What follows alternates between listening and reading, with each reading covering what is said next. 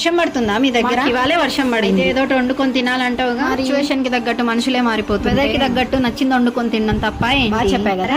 మనకి ఆన్లైన్ లో ఆర్డర్ వచ్చింది. సరిగ్గా వాటర్ తీసుకోవట్లేదని చెప్పేసి వాటర్ బాటిల్ ఆర్డర్ పెట్టుకున్నా. 150 రూపీస్ పడింది. అన్నలు దీన్ని బయట 60 రూపీస్ కే అమ్ముతారన్నారు. నిజమే అంటారా? కాబట్టి అలా అన్నారంటారా?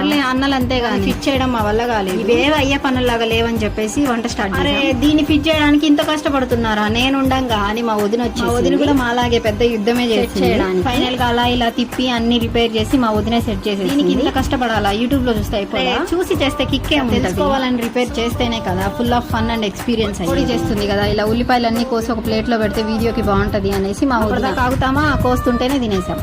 వర్షం పడుతుందా మీ దగ్గర? ఇవాళే వర్షం పడింది. ఏదో ఒకటి వండుకొని తినాలంటావుగా. సిచువేషన్ కి తగ్గట్టు మనుషులే మారిపోతుంది. వెదర్ కి తగ్గట్టు నచ్చింది వండుకొని తినడం తప్ప బాగా చెప్పా కదా.